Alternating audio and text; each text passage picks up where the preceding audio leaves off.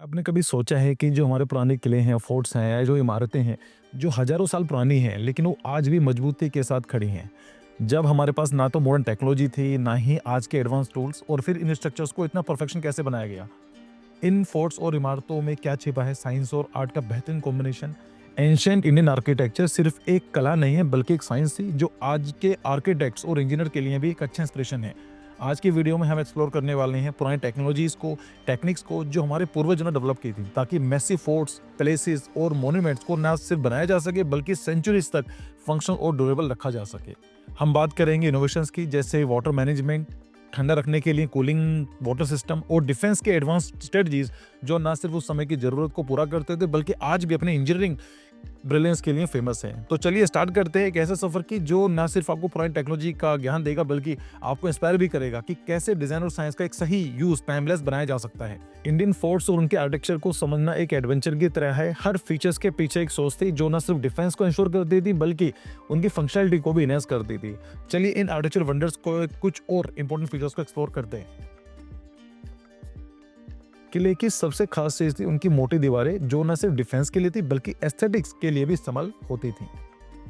इन दीवारों को local available material जैसे पत्थर, चूना, लाइम मोटार और प्लास्टर से बनाया जाता था। मजेदार बात यह थी कि दीवारों को लेयर टू लेयर डिजाइन किया जाता था। स्ट्रेंथ और ड्यूरेबिलिटी को इंश्योर करने के लिए एक लेयर स्टोन की होती थी, दूसरी लाइम की, जो अर्थक्वेक और हैवी अटैक्स को झेल सके। ढलानदार दीवारों की एक और खासियत थी, जिससे ना सिर्फ स्टेबिलिटी बढ़ती थी, बल्कि दुश्मनों के लिए किले पर चढ़ना इम्पॉसिबल हो जाता था। हर फोर्ट के अंदर कुछ टनल्स और एस्केप रूट्स हुआ करते थे, जो एक डिफेंस सिस्टम का पार्ट थे। इन टनल को इस तरह से बनाया गया था कि सिर्फ राजा और उनके ट्रस्टेड सोल्जर्स को ही उनके बारे में पता होता था। कुछ टनल अंडरग्राउंड वाटर रिजर्वायर से जुड़े थे, जो कि इंश्योर करते थे सीज के समय भी पानी की कमी ना हो। एक और खासियत थी कि इन टनल को नेचुरल कूलिंग, जो कि किले को अंदर से ठंडा रखने में मदद करती थी। कुंभलगढ़ किले का टनल सिस्टम इसका एक अच्छा एग्जाम्पल है, जहाँ टनल सीधे जंगल और घाटियों से जुड़ी हुई हैं। पोर्ट्स के गेट आर्किटेक्चर का एक इंपॉर्टेंट पार्ट थे, जो सिर्फ एंट्री और एग्जिट के लिए ही नहीं, बल्कि स्ट्रेटेजिक डिफेंस के लिए भी यूज होते थे। गेट को टीक और आयरन जैसे मजबूत चीजों से बनाया जाता था, ताकि हाथियों के हमलों को रोका जा सके। गेट्स पर आयरन स्पाइक लगाए जाते थे, जो हाथियों के फ्रंटल अटैक को भी फेल कर देते थे। गेट्स के पास के रास्ते संकरे होते थे, जो एक साथ लार्ज ग्रुप ऑफ एनिमीज को अटैक करने से रोकते थे। फोर्ट जैसे कि शनिवार वाड़ा और आगरा किले के द्वार आज भी उस समय की इंजीनियरिंग ब्रिलियंस को रिप्रेजेंट करते हैं।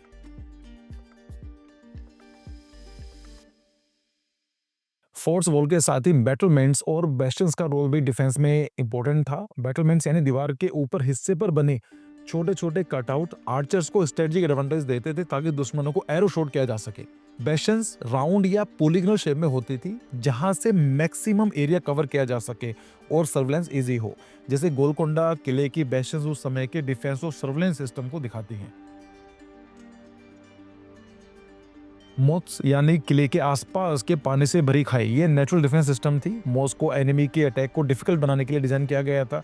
ये खाई न सिर्फ ग्राउंड अटैक को रोकती थी, बल्कि स्नेक और क्रोकोडाइल जैसे जानवरों को भी डिप्लॉय किया जाता था, जो खाई को और भी डेंजरस बना देते थे। कुछ मोस का इस तरह से डिजाइन किया गया था कि पानी का ओवरफ्लो नियर बाय रिजर्वेयर को भी सप्लाई करता था। मोस का डिजाइन ऐसे होता था कि दुश्मनों को अंदर घुसने के लिए पुल का सहारा लेना पड़ता था, जो आसानी से हटाया जा सके। आगरा किले और चित्तौड़गढ़ किले की खाई आज भी इसका एक फैसिनेटिंग एग्जाम्पल है। फोर्स को ऐसे स्थानों पर बनाया जाता था जहां पर नेचुरल एडवांटेजेस हों, जैसे हिल्स और केप पर बने फोर्ट एनिमी के लिए कठिनाई बढ़ाते थे। कोस्टल फोर्ट्स जैसे कि मुरुड जंजीरा किला समुद्र के बीचों बीच बनाया गया है, ताकि एनिमीज की नेवल अटैक को रोका जा सके। फोर्ट के डिजाइन में नेचुरल ऑब्स्टेकल्स जैसे फॉरेस्ट और वैली का मैक्सिमम यूज किया जाता था। जैसे कि आप देख सकते हैं, इन फोर्ट्स की हर चीज प्लान और पर्पस ड्रिवन थी।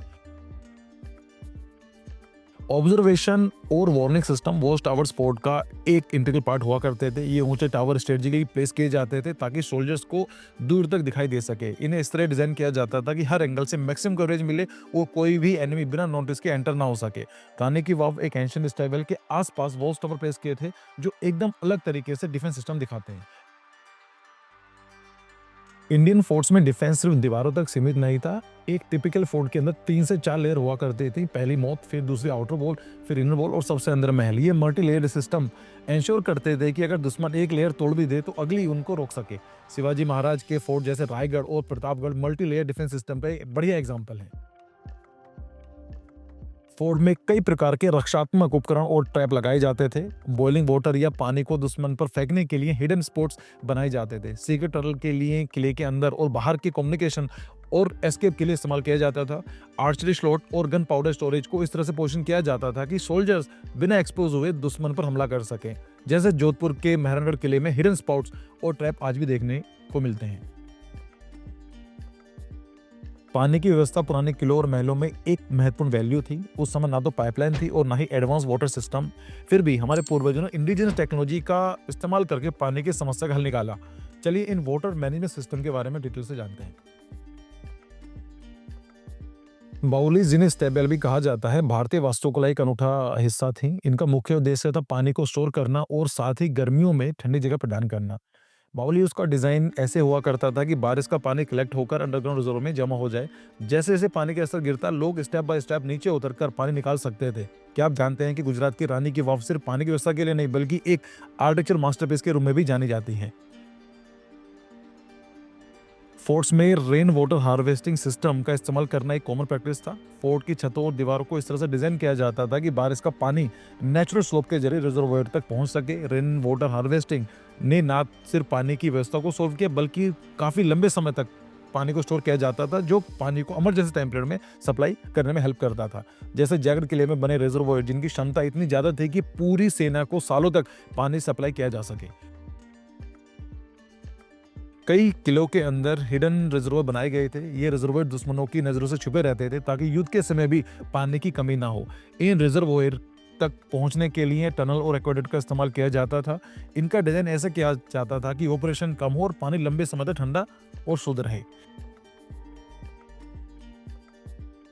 एक्वाडक्ट एक एडवांस टेक्नोलॉजी थी जिससे पहाड़ी किलों तक पानी पहुंचाया जाता था। ये पत्थर और चूने से बने स्ट्रक्चर्स होते थे जो ग्रेविटी का इस्तेमाल करके पानी को एक जगह से दूसरी जगह पहुंचाते थे। एक्वाडक्ट्स की डिजाइन इतनी प्रिसाइज होती थी कि पानी लीक नहीं होता और फ्लो कंट्रोल भी बना रहता। जैसे गोलकोंडा किले के एक्वाडक्ट, जो आज भी एक आर्किटेक्चर मार्वल माने जाते हैं। किले और महलों में पानी का इस्तेमाल ठंडक बनाए रखने के लिए भी किया जाता था। फाउंटेन्स और आर्टिफिशियल पॉन्ड महलों के कोर्टयार्ड में स्ट्रेटेजिकली प्लेस होते थे। पानी की इवोपरेटिव कूलिंग प्रॉपर्टी का इस्तेमाल किया जाता था जिससे गर्मियों में टेम्परेचर काफी हद तक कम हो सके। जैसे आगरा के फतेहपुर सीकरी में बने पानी के चैनल्स और फाउंटेन्स जो पूरे महल को ठंडा रखते हैं। पुराने किलों और महलों में पानी की व्यवस्था सिर्फ साइंस नहीं थी बल्कि कला भी थी। इन टेक्निक से न सिर्फ पानी की समस्या का हल निकला बल्कि सस्टेनेबिलिटी का भी ध्यान रखा गया। यह साबित करता है कि हमारे पूर्वज कितने विजनरी थे। गर्मियों में ठंडक बनाए रखना पुराने किलों और महलों के लिए बहुत बड़ी चुनौती हुआ करती थी, खासकर भारत जैसे देश में जहां टेम्परेचर काफी ज्यादा होता है। लेकिन हमारे पूर्वजों ने क्लाइमेट को समझकर और नेचुरल रिसोर्स का इस्तेमाल करके इनोवेटिव टेक्निक डेवलप की जो आज भी आर्किटेक्चर में रिलेवेंट है। तो चलिए इन कूलिंग सिस्टम के बारे में जानते हैं।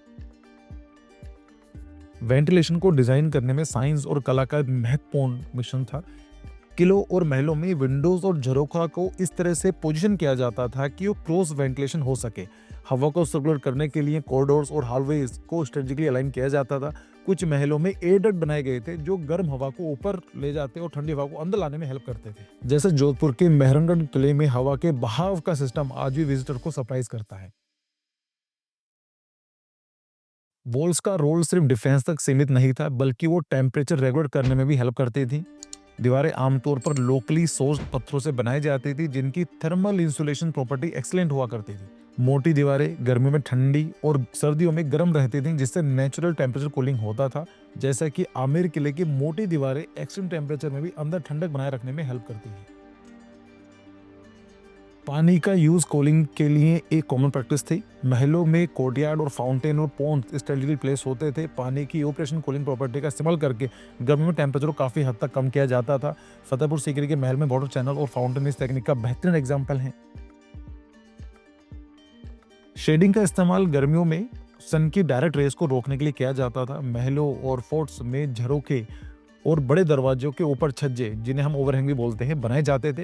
ये छज्जे न केवल एस्थेटिक ब्यूटी को बढ़ाते थे बल्कि सूरज की गर्मी को अंदर आने से भी रोकते थे। जैसे जयपुर की सिटी प्लेस में झरोखे और छज्जे आर्किटेक्चर की प्रैक्टिकलिटी और आर्टिस्ट्री को दिखाते हैं। नेचुरल मटेरियल का सिलेक्शन भी कूलिंग में हेल्प करता था। लाइमस्टोन और सैंडस्टोन जैसे मटेरियल्स का थर्मल मास हाई होता था, जो गर्मियों को एब्जॉर्ब और डिसिपेट करते थे। व्हाइट प्लास्टर का इस्तेमाल भी हीट रिफ्लेक्ट करने के लिए किया जाता था। अंडरग्राउंड चैम्बर्स और बेसमेंट को कूलिंग के लिए भी इस्तेमाल किया जाता था। ये स्थान नेचुरल ठंडे रहते थे क्योंकि वो सूरज की सीधी गर्मी से प्रोटेक्टेड होते थे। कुछ किलों में बेसमेंट को स्टोरेज और समर रिट्रीट के लिए भी इस्तेमाल किया जाता था। जैसे गोलकोंडा किले में अंडरग्राउंड चैम्बर्स आज भी इस इनोवेटिव टेक्निक का उदाहरण है। इन महलों में ठंडक बनाए रखने के लिए तकनीक न सिर्फ प्रैक्टिकल थी बल्कि इको फ्रेंडली भी थी। ये सिस्टम साबित करता है कि आर्किटेक्चर और एनवायरनमेंट के बीच बैलेंस बनाए रखना संभव है। Many forts and places were designed with adaptability in mind. Summers and winter spaces अलग अलग मौसम के लिए चैम्बर्स बनाए जाते थे। गर्मियों के लिए ठंडी बेसमेंट और सर्दियों के लिए ऊंचाई पर स्थित कमरे। सीजनल कर्टेन जैसे जूट और खस के पर्दे को यूज किया जाता था, जो पानी से भिगोने पर ठंडी हवा प्रोवाइड करते थे। जैसे जयपुर के हवा महल में सीजनल एडेप्टेशन एक की फीचर था। पुराने भारतीय किलों और महलों में क्लाइमेट को समझते हुए आर्किटेक्चर को डिजाइन किया गया था। ये स्ट्रक्चर न सिर्फ अपने समय की क्लाइमेट चैलेंज को एड्रेस करते थे बल्कि आज भी सस्टेनेबल डिजाइन के लिए इंस्पिरेशन है। चलिए जानते हैं कैसे हमारे पूर्वजों ने क्लाइमेट के अनुसार आर्किटेक्चर को डेवलप किया और उसको अडॉप्ट किया। वेंटिलेशन डिजाइन में प्रकृति और विज्ञान का बेहतरीन मेल देखने को मिलता है। क्रॉस वेंटिलेशन को इंश्योर करने के लिए झरोखास और खिड़कियों को स्ट्रेटेजिकली प्लेस किया जाता था। कॉरिडोर्स और ओपन कोर्टयार्ड को इस तरह डिजाइन किया जाता था कि हवा का प्रवाह अनइंटरप्टेड रहे। हवा महल का नाम ही उसका एक एक्सीलेंट वेंटिलेशन सिस्टम की वजह से पड़ा है। बिल्डिंग्स की ओरिएंटेशन को इस तरह से रखा जाता था कि क्लाइमेट का मैक्सिमम एडवांटेज ले सके। ईस्ट फेसिंग विंडोज सुबह की डायरेक्ट सनराइज को कैप्चर करती थी, जिससे प्राकृतिक रोशनी और गर्मी मिलती थी। गर्मियों में सूरज की किरणों से बचने के लिए वॉल्स और जालियों का सही अलाइनमेंट किया जाता था। जैसे जोधपुर के मेहरान किले में ओरिएंटेशन डिजाइन इस प्रिंसिपल का एक परफेक्ट एग्जांपल है। मटेरियल का सिलेक्शन लोकल क्लाइमेट के अनुसार किया जाता था। पत्थर और चूना जैसे मटेरियल जिनका थर्मल मास हाई होती थी का इस्तेमाल किया जाता था। सैंडस्टोन और लाइमस्टोन जैसे मटेरियल गर्मी अब्जॉर्ब करते थे और धीरे धीरे रिलीज करते थे, जिससे टेम्परेचर कंट्रोल होता था। व्हाइट प्लास्टर का उपयोग हीट रिफ्लेक्ट करने के लिए किया जाता था। जैसे जयपुर के आमेर किले में सैंडस्टोन और प्लास्टर का यूज एक सस्टेनेबल सॉल्यूशन था। इंसुलेशन टेक्निक से टेम्परेचर कंट्रोल किया जाता था। वॉल को एक्स्ट्रा थिक बनाया जाता था, जिससे गर्मियों में ठंडा और सर्दियों में गर्मी बनी रहे।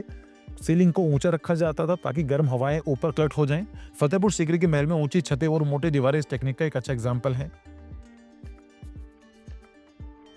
वाटर फीचर्स आर्किटेक्चर का एक महत्वपूर्ण हिस्सा थे। फाउंटेन्स और पॉन्ड को महल में कोर्टयार्ड में स्ट्रेटेजिकली प्लेस किया जाता था, जिससे ऑपरेटिव कूलिंग का लाभ मिल सके।